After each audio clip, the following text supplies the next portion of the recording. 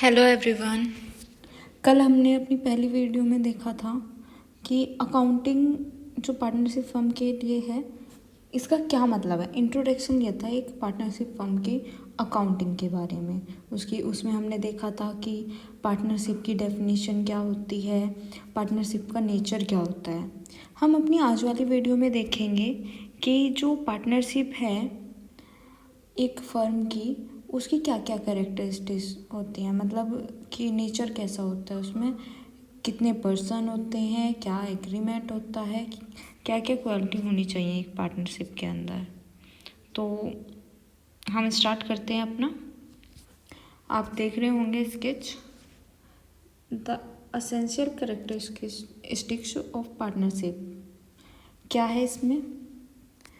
First है आपकी to और मोर पर्सन्स।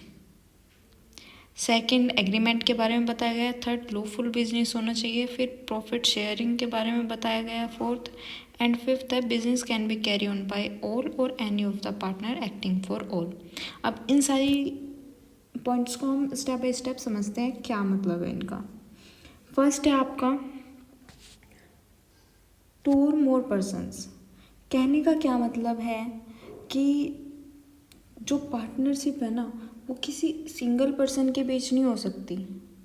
यहाँ पे दो या उससे ज़्यादा पर्सन होंगे तभी उनके बीच कोलैबोरेट होके तभी एक पार्टनरशिप फर्म बन पाएगा। इन जनरल अगर हम एक सिंपल मैनर में बात करें तो यहाँ पे देखिए, आप देख सकते हैं there must be at least two person to form a partnership and all such person must be competent to contract. इस सिनेरियो को समझे पूरा। सबसे पहले लिखा है there must be at least two person. वही बात कि कम से कम दो पर्सन तो होने चाहिए एक पार्टनरशिप फर्म में।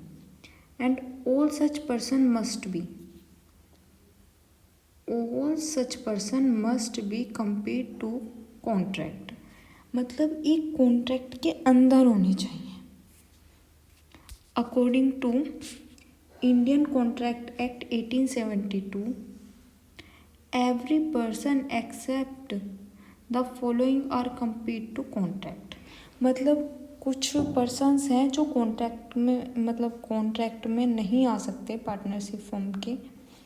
उन पर्सनों को छोड़ के अदर सभी पर्सन एक ऐसे कॉन्ट्रैक्ट में आ सकते हैं कि वे कंबाइंडली पार्टनरशिप फर्म बना सकते हैं। अब वे कौन कौन से पर्सन हैं जो इसके अंदर नहीं आने के? तो फर्स्ट ऑफ ऑल है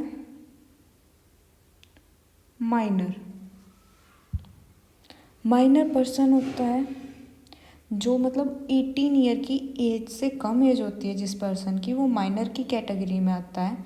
और वो पर्सन एक को ऐसे कॉन्ट्रैक्ट में नहीं आ सकता कि वो इंगेज हो सके पार्टनरशिप में। लेकिन हाँ, ओनली प्रॉफिट के लिए, सिर्फ प्रॉफिट, अगर वो इंगेज हो जाता है तो वो सिर्फ प्रॉफिट को शेयर करेगा। अगर पार्टनरशिप फर्म में कोई लॉस होता है तो वो माइनर उसमें इंगेज नहीं होने का, किसी भी लॉस को बियर नहीं करने का। देन जो पर्सन अनसाउंड माइंड का हो वो भी पार्टनरशिप कॉन्ट्रैक्ट में नहीं इंगेज हो सकता। और जो पर्सन डिसक्वालीफाई हो बाय लॉ, मतलब कोई इंसॉल्वेंट पर्सन होगा, वो लॉ ने डिसक्वालीफाई कर दिया कि ये बिजनेस करने के लायक नहीं है, दिस टाइप पर्सन, वो भी इसके अंदर नहीं आने का। ओके, तो हमने समझ लिया कि दो या दो से ज़्यादा पर्सन चाहिए पार्टनरशिप फर्म बनाने के लिए। और वहाँ पे भी कुछ पर्सनों को ऐसा कहा गया है कि वो एक पार्टनरशिप फर्म में इंगेज नहीं हो सकते एक बिजनेस में। वो है आपका माइनर, आपका अनसाउंड माइंड पर्सन, और जो पर्सन डिस्क्वालीफाई हुआ है बाय लॉ। ओके, किसी भी लॉ में कह दिया भाई इंसॉल्वेंट वाला हो गया, और कुछ अदर लॉ हैं उन्होंने कह दिया कि ये पर्सन कैपेबल नहीं है कोई भी कॉन्ट्रैक्ट करने के लिए, तो वो भी पार्टनरशिप फर्म में नहीं आ सकता।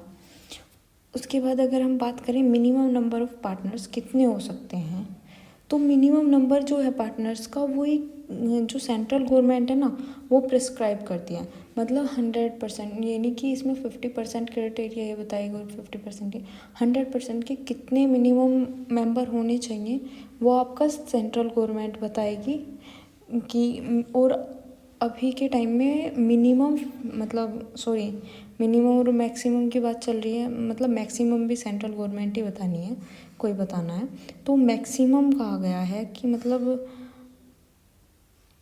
50 जो है ना पार्टनरशिप, जो पार्टनर्स होंगे 50 से ज़्यादा नहीं होनी चाहिए। ये इंडिया की सेंट्रल गवर्नमेंट ने प्रिस्क्राइब किया है कि मैक्सिमम 50 पार्टनर्स मिलके एक पार्टनरशिप फर्म बना सकते हैं, उससे कम कितने भी हो, बट उससे ज़्यादा अनलॉफुल होगा। तो यहाँ पे यही बताया गया, आप इसे पढ़ सकते हैं मैक्सिमम नंबर ऑफ पार्टनर्स में। ओके, देखो कंपनीज एक्ट का, कंपनीज एक्ट 2013 के सेक्शन 464 एम्पावर करता है the central government to prescribe number of partner in firm subject to maximum of 100%। Maximum कितने पार्टनर होंगे ये आपका सेंट्रल गवर्नमेंट बता देगा, और वो यार ये वेरी करते हैं अकॉर्डिंग टू सिचुएशन। ओके, यहाँ पे देखो maximum number of partner in a firm to be 50 vide rule 10 of the companies act और मिसलेनियस रूल 2014। ओके, और ये बताया कि मोर देन 50 नहीं होने चाहिए पार्टनर्स। देन हमारा आता है एग्रीमेंट। एग्रीमेंट होता है, आपको बताऊँ, जब दो पर्सन कोई पार्टनरशिप फर्म बना रहे हैं, एक पर्सन ए है एक पर्सन बी है, दोनों मिलके एक पार्टनरशिप फर्म बना रहे हैं, तो वे आपस में एक एग्रीमेंट करते हैं कि इस कंपनी का इतनी शेयर कैपिटल मैं लगाऊंगा, इतनी कैपिटल मैं लगाऊंगा, इतनी तुम लगाओगे। उसके अकॉर्डिंग वे अपना प्रॉफिट की इतने % प्रॉफिट मुझे मिलेगा और इतने % प्रॉफिट मुझे मिलेगा। वे आपस में एग्रीमेंट कर लेते हैं, एग्री हो जाते हैं दोनों टर्म एंड कंडीशन में। और फर्दर की इंटरेस्ट रेट, और मतलब जो अगर पार्टनर विड्रॉ करता है, लोन लेता है फर्म से, तो उस पे इंटरेस्ट रेट, या फर्म को लोन देता है उस पे इंटरेस्ट रेट, ये सारे सिनेरियो एक एग्रीमेंट में कैरी कर लेते हैं ये दोनों, पार्टनर ए और पार्टनर बी। तो उस एग्रीमेंट को हम क्या बोलते हैं? Partnership deed. Partnership deed, okay. और ये नेसेसरी नहीं है कि बनाना ज़रूरी ही है, इट्स डिपेंड ऑन पार्टनर्स। अगर उनको लगता है कि उन्हें बनाना चाहिए तो बना लें, कि भाई एक लॉफुल एक डॉक्यूमेंट होना चाहिए जिसमें हमारे सारे टर्म एंड कंडीशन हो, हर ये पता हो कि कौन पार्टनर है, कौन किस तरह का पार्टनर है, किसका कितना शेयर है कंपनी में, किसका कितना है। तो वो डिपेंड करता है पार्टनर्स पे, मतलब वो है कि नेसेसरी नहीं है। ओके, तो इसके बारे में ही लिखा है यहाँ पे। Partnership come into existence by an agreement either written और ओरल। रिटन और ओरल हो सकता है, मतलब क्या है एग्रीमेंट, क्या होगा भाई, ओरल अगर हम कर रहे हैं तो वहाँ पे कोई स्पेसिफाई लीगल डॉक्यूमेंट नहीं मिल पाएगा। ओरली कह दिया हमने कि हम दोनों पार्टनर्स बनेंगे, ओके ऐसा होना है, ओके, कि मतलब मैं इतनी कैपिटल दे रहा हूँ इतनी, और इससे स्टार्ट करते हैं बिजनेस को। तो वहाँ पे क्या रिटर्न या ओरल कोई भी सिचुएशन हो सकती है। It is the basis of relationship among partners which may be particular venture for a period or at will, और the written agreement among the partners is known as partnership deed. कोई बात orally हो गया भाई, बहुत best friend हैं या बहुत अच्छे रिलेटिव हैं, कुछ रिलेशन इतना अच्छा है कि उन्हें ज़रूरत नहीं है एग्रीमेंट की, तो वहाँ पे भी ओरल कर लो, कोई प्रॉब्लम नहीं है। लेकिन अगर उन्होंने कोई रिटर्न डॉक्यूमेंट पे कोई एग्रीमेंट बनाया है, कोई डॉक्यूमेंट बनाया है एग्रीमेंट रिलेट, तो वो पार्टनरशिप बोला जाएगा, वो पार्टनरशिप डीड बोला जाएगा, उसे पार्टनरशिप डीड के नाम से जानेंगे, ना कि डॉक्यूमेंट ऑफ पार्टनरशिप। इसका नाम होगा पार्टनरशिप डीड। ओके, नेक्स्ट है पॉइंट आपका लॉफुल बिजनेस। बिजनेस लॉफुल होना चाहिए, कोई इलीगल बिजनेस होगा तो हम उसे पार्टनरशिप नहीं बोलने के। ये है मतलब जो किसी लॉ में प्रोहिबिटेड हो बिजनेस या जिस पर रोक लगी हो गवर्नमेंट के थ्रू, वो बिजनेस नहीं होना चाहिए, उस तरह की एक्टिविटी में एंगेज नहीं होने चाहिए पार्टनर्स। फिर क्या है profit sharing. The agreement between among the partners must be to share profit and loss of the business. It is not essential that all the partners must share losses. मतलब क्या है, profit और loss दोनों चीज़ share करेंगे। ये नहीं है कि ज़रूरी नहीं है कि सारे पार्टनर्स लॉस को शेयर करें। अरे ऐसी सिचुएशन होती है कि ए और बी दो पार्टनर्स हैं, उन्होंने अपना पार्टनरशिप फर्म चला रखा है अच्छे से। सम टाइम उन्हें नीड हुई कि अगर उनकी डिमांड बढ़ी, उन्हें फ़ंड की ज़रूरत हुई, उन्होंने एक पर्सन सी को लिया कि यार तुम हमें इतनी फंडिंग कर दो, हम इसके बदले में अपने प्रॉफिट में से तुम्हें शेयर देंगे। उसने कहा कि भाई मैं तुम्हें कर तो दूंगा, लेकिन मैं इस अपने फ़ंड को अगर किसी और मतलब उसकी कोई और कहीं किसी और जगह इन्वेस्टमेंट करने की वो अपॉर्चुनिटी कि वहाँ पे करूँगा तो मुझे इतना प्रॉफिट होगा। तो अगर तुम मिनिमम इतना प्लस जो एक्स्ट्रा मेरे शेयर में बैठता है प्रॉफिट वो दोगी तो मैं तुम्हारे इसमें फ़ंड लगा दूँगा। और सेकंड कंडीशन कि मैं लॉस का पार्टनर नहीं हूँगा। तो वहाँ पे सिर्फ वो पर्सन क्या होता है ना, प्रॉफिट का वो होता है हकदार। It means profit he share करता है, वो लॉस शेयर नहीं करता।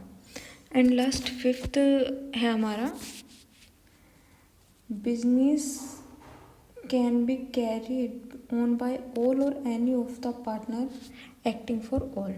इसका सिंपल सा मतलब है या तो सभी पार्टनर्स होंगे कि वो पार्टनरशिप फर्म में इंगेज हैं उसकी बिजनेस एक्टिविटी में, डे टू डे एक्टिविटी में उसे कैरी करने के लिए, या फिर ऐसा भी हो सकता है कि सब पार्टनर तो बन के कैपिटल सब ने लगा दी, लेकिन उनमें से एक पर्सन है जो उस बिजनेस में सबके बिहाफ पे एक्ट कर रहा है, सारा डॉक्यूमेंट वर्क अदर सारे काम वो पर्सन करा रहा है। तो ऐसा भी हो सकता है। इसमें देखो नीचे क्या लिखा है, business of partnership can be carry on by all the partners और by any of them acting for of all the partners. In other words partners are agents as well as principals. कि partners agent भी होते हैं साथ के साथ principal भी होते हैं। मतलब वर्कर एंड प्रिंसिपल का क्या मतलब होता है, जो पर्सन लाइबल होता है उन एक्टिविटीज़ के लिए, तो लाइबल भी होते हैं पार्टनर्स और एजेंट भी होते हैं मतलब वर्कर भी होते हैं। भाई ऐसा भी हो सकता है कि कोई पार्टनर है उसे मैनेजमेंट की स्किल अच्छी आती है तो वो मैनेज कर सकता है ना, मैनेजमेंट का वर्क वो पार्टनर कर सकता है, तो वहाँ पे वो वर्कर भी होगा और वहाँ पे वो प्रिंसिपल मतलब लाइबल भी होगा उन सब एक्टिविटीज़ के लिए। तो ये बात की गई है। As an agent he represents other partners, he represents other partners and thereby bind them through his acts। हाँ, अदर पार्टनर अगर वो एजेंट का मतलब वर्कर का काम सिर्फ एक एजेंट कर रहा है तो वो अदर पार्टनर्स को भी रिप्रेजेंट करेगा। ओके, और उन्हें बाइंड करेगा जो उसने एक्ट किए हैं उनके लिए। ओके, मतलब एक्ट वो करेगा लेकिन पार्टनर्स को भी देखना होगा कि भाई वो सही से काम कर रहा है नहीं, क्योंकि पार्टनर्स के बिहाफ पे भी कर रहा है तो लाइबल तो उसके लिए अदर पार्टनर्स भी होने ना। और as a principal he bound by act of other partners. वही बात अगर वो प्रिंसिपल है, एजेंट एज ए प्रिंसिपल है तो कोई और पर्सन एक्ट कर रहा है, जैसे जो पर्सन ऊपर एज ए एजेंट था वो वर्क कर रहा है on the behalf of this principle partners, तो ये क्या होगा, उसके द्वारा बाउंड होगा, जो उसने काम किया है ना उसके थ्रू बाउंड होगा। ओके, तो अब तक आज हमने क्या क्या पढ़ा कि हमारे जो पार्टनरशिप होती है उसके क्या क्या फीचर्स हैं। तो हमने इसमें पढ़ा कि भाई कोई भी एजेंट हो वो अदर एजेंट के बिहाफ पे भी वर्क कर सकता है। ओके, रिप्रेजेंट कर सकता है अदर पार्टनर्स को भी। फिर प्रॉफिट का शेयरिंग होगा, मतलब कोई पार्टनर ऐसा भी हो सकता है जो सिर्फ प्रॉफिट का शेयर हो। और प्रॉफिट और loss, in normal case profit और लॉस दोनों चीज़ पार्टनर शेयर करते हैं।